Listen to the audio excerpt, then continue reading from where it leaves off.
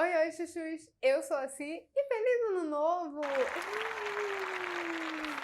Primeiro vídeo de 2023 deste canal e eu queria começar desejando a vocês um ótimo 2023, que esse ano seja o mais incrível possível e agradecer também a todos vocês que estão aí me acompanhando, me assistindo, que estão sempre aqui no canal, mesmo quando eu dou essas pequenas sumidas assim de algumas semanas. Então, muito obrigada por vocês estarem aí me acompanhando. E agora vamos falar sobre os melhores livros que eu li em 2022.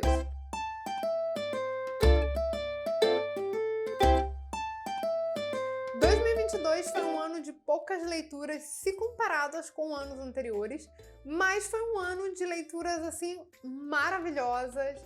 Não teve nenhum livro que eu realmente não tenha gostado da história, que eu não tenha me identificado com absolutamente nada dela, ou que eu tenha largado completamente porque eu não gostei do livro. Então foi um ano de boas leituras. Por isso, hoje eu separei 7 dessas leituras para conversar um pouquinho com vocês aqui nesse vídeo. O primeiro favorito foi justamente o primeiro livro que eu li no ano passado, que foi o Gente Ansiosa. Tem resenha completa desse livro lá no meu Instagram, vai estar aparecendo aqui na tela para vocês conferirem. E o link direto para a resenha vai estar aqui em cima nos cards também para vocês irem lá conferir. E esse aqui é um daqueles livros que sempre que eu posso, eu tô indicando ele para alguém, eu tô falando sobre ele em algum conteúdo, porque ele realmente virou um dos meus favoritos assim da vida. Gente Ansiosa vai contar aí a história de um assalto a banco que na verdade nunca aconteceu. Isso porque o nosso personagem principal aqui, ele resolveu assaltar um banco, mas o que ele não sabia é que aquele banco era um banco digital e não tinha dinheiro ali, era um banco só para serviços, então não tinha o que ele assaltar. Na saída do banco, ele vê alguns policiais andando por ali e ele acha que esses policiais estão ali para prendê-lo, então ele entra em desespero, ele entra num prédio e entra no primeiro apartamento que ele encontra aberto. Acontece que nesse lugar estava tendo uma visitação para possíveis compradores, que ao ver aquela figura ali encapuzada, armada, automaticamente acham que estão sendo assaltados e feitos de reféns. E é assim que essa situação escala a níveis estratosféricos. É só uma sucessão de péssimas escolhas. Essa é a ideia central da história, mas ele também é muito mais do que isso. Aqui a gente conhece os supostos reféns, conhece as suas histórias, as suas lutas, os seus lutos, os seus medos. Vemos como a história de várias pessoas podem se entrelaçar ao longo da vida e como cada pessoa que passa pelo nosso caminho pode mudar completamente a nossa trajetória, para melhor ou para pior. É um livro com humor bem ácido que me fez refletir sobre vários aspectos da vida e é impossível não se apaixonar pela história, pelos personagens, pelas suas vivências. Enfim, favoritado, muito bem favoritado, assim, pra vida. Heartstopper foi a leitura que eu fiz em seguida.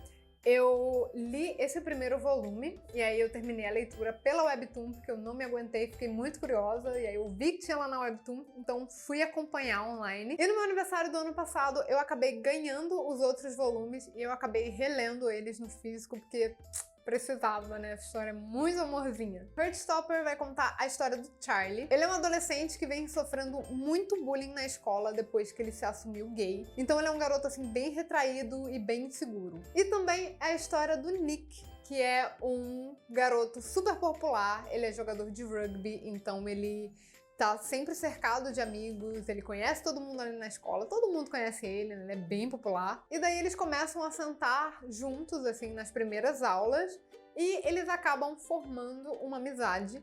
E com o tempo eles vão começar a reparar aí que tem um pouco mais do que apenas amizade ali na relação dos dois. Essa é uma graphic novel super quentinha no coração, que vai falar aí sobre descobertas, sexualidade, ele é cheio de representatividade também. É uma história muito gostosinha que, inclusive, foi adaptada pela Netflix e foi lançada no ano passado. E por incrível que pareça, foi uma adaptação assim que eu achei muito boa, ficou muito legal. Eu gostei dos personagens, gostei da adaptação que eles fizeram da história em si. Ficou muito boa. Então eu recomendo ambas as obras para vocês. It, a Coisa, foi a minha maior conquista de 2022. Eu comecei a ler no finalzinho de 2021, mas mais de 80% talvez foi lido em 2022. São 1.100 páginas e foi o maior calhamaço que eu já li até hoje na minha vida. Pra quem não conhece nada da história, It, a Coisa, vai narrar os acontecimentos de uma cidadezinha chamada Derry em dois momentos da história, em 1958 e em 1985.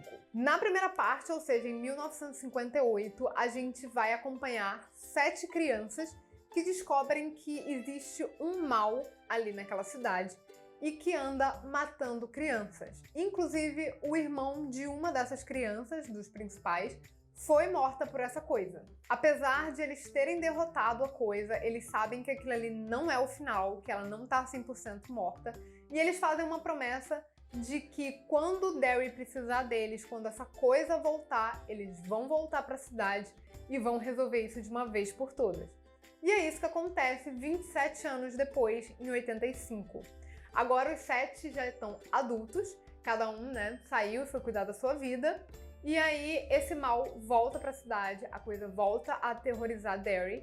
E aí esses 7 personagens, eles voltam pra Derry e vão derrotar essa coisa de uma vez por todas. Esse realmente não é um livro pra qualquer um, e eu nem tô falando do fato dele ser um calhamaço e de ter mais de 1.000 páginas, mas é principalmente pela narrativa que em muitos momentos ela pode ser um pouco arrastada, um pouco descritiva demais. Então, se você não gosta desse tipo de livro, você definitivamente não vai gostar de It. A história é muito maravilhosa, eu gostei muito dos personagens, eu me apeguei aos personagens, você se apega a Derry, né, como um todo, assim.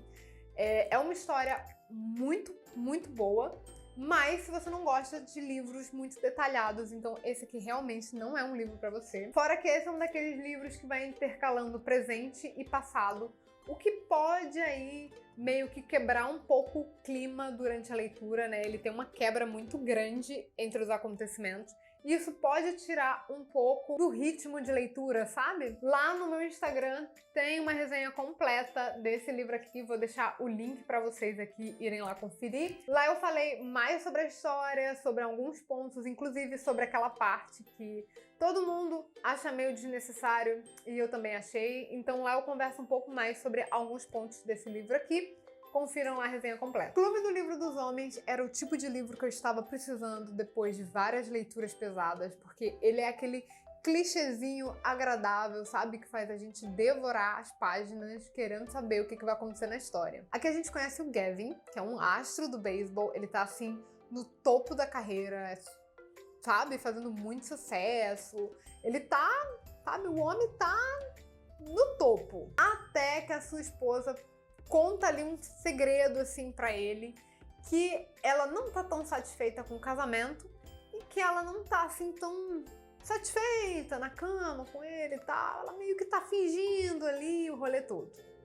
E aí ele fica possesso, ele sai de casa e simplesmente para de falar com a esposa, o que deixa ela puta da vida. E ela resolve pedir o divórcio. Sem saber o que fazer da vida, ele acaba tomando um porre. E é aí que seus amigos o apresentam ao Clube de Livro dos Homens. Um clube de leitura secreto, onde os caras vão lá ler livros de romance para poder entender um pouco mais da mente das mulheres e tentarem aprender um pouco mais sobre a arte da sedução com aqueles livrinhos de romance hot aí, para eles poderem descobrir um pouco mais sobre o universo feminino. Ele fica meio desacreditado aí no início, porque, né? Mas ele resolve dar uma chance porque ele não tem mais nada a perder. Ele já vai se divorciar mesmo, então assim, por que não? Então é dessa forma que o Kevin vai tentar evitar o divórcio. Como eu falei pra vocês, esse aqui é um livro super leve, super fluido, tem uma leitura muito gostosinha. É aquele clichê ideal pra você sair de uma ressaca literária. Ou então pra causar uma ressaca também, porque acontece às vezes também, né?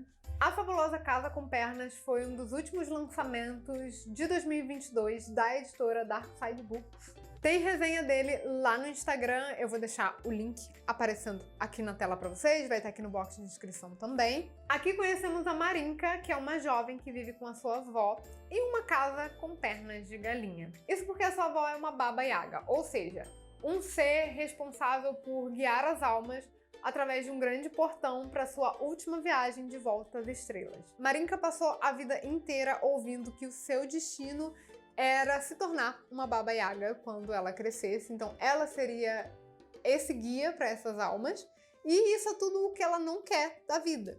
O fato de ela viver nessa casa com pernas, elas acabam passando pouco tempo em cada lugar, então elas vão viajando através do mundo, né?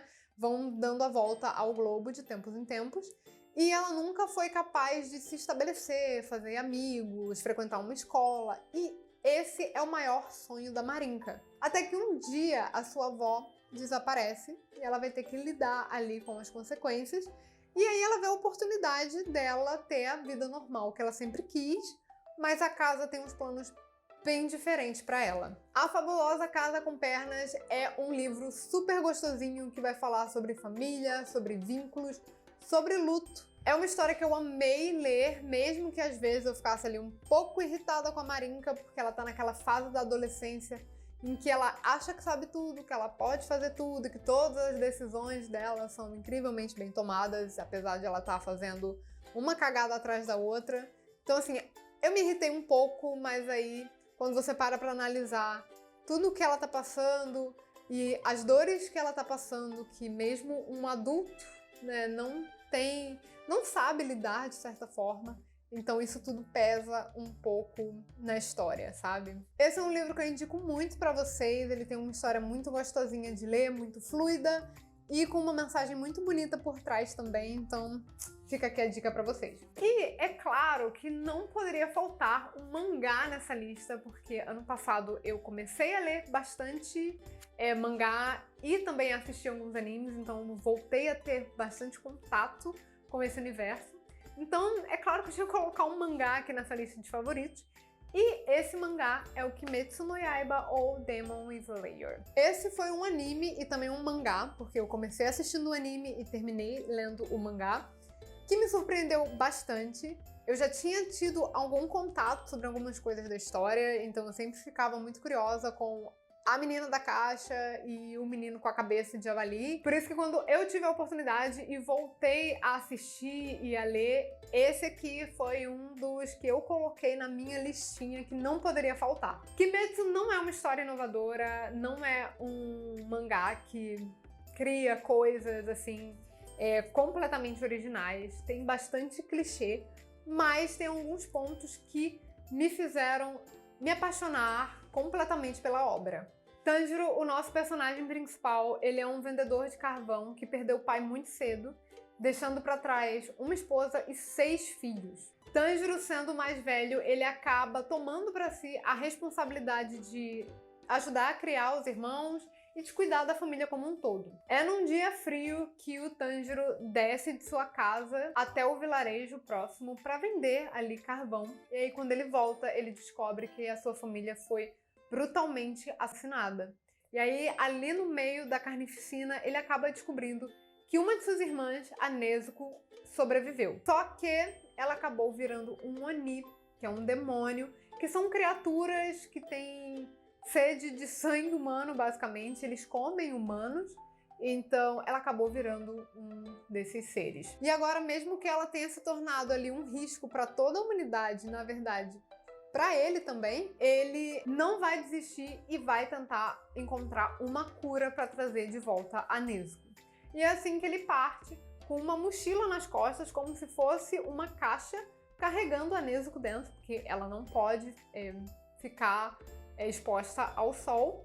E aí ele vai atrás de aprender mais sobre Onis, a treinar para ser um caçador e encontrar uma cura para Nezuko e procurar a vingança de quem matou toda a sua família e transformou a Nezuko. O Tanjiro é um personagem completamente diferente do que eu esperava e do que eu já tinha tido contato com outros personagens principais de outras obras. Para começar, ele não é o melhor. Ele tem um talento ali, mas ele tem que treinar muito e apanhar muito pra ser considerado, assim, minimamente bom. Mais uma coisa que me chamou a atenção logo nos primeiros episódios, nos primeiros capítulos, é que o Tanjiro é uma pessoa incrivelmente empática. Ele tem uma autorresponsabilidade e ele é capaz de se colocar no lugar de outras pessoas, independente de quem elas sejam, heróis ou vilões. Ele tem a capacidade de entender a outra pessoa e de mostrar misericórdia e mostrar que aquela pessoa, ela é algo mais, sabe? Isso me prendeu logo no início, foi isso que me fez continuar lendo e assistindo. O Tanjiro é um personagem doce, é um personagem gentil e isso me pegou de uma forma. Ele não é só aquele personagem que quer crescer e quer ficar famoso e que quer ser alguma coisa na vida, sabe? Ele tem um propósito, ele quer trazer sua irmã de volta, ele tem algo que mantém ele no foco, apesar de ter perdido toda a sua família. E isso foi uma coisa que me chamou muita atenção, apesar de todos os clichês da história, mas o Tanjiro realmente me conquistou e fez eu continuar lendo e assistindo. E sem falar nas animações do anime, que são assim perfeitas, são incríveis e são impecáveis.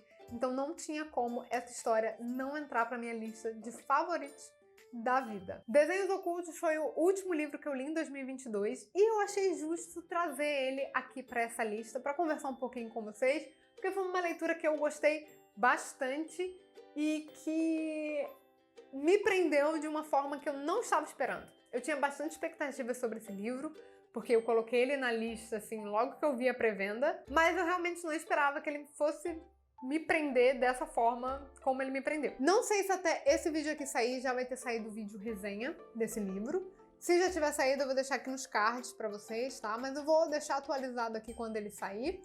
E basicamente esse livro aqui vai contar a história da Mallory, uma jovem de 21 anos que tá recém-saída ali da sua reabilitação. Ela tinha um vício em drogas, quando ela arruma um emprego para ser babá de uma criança chamada Ted.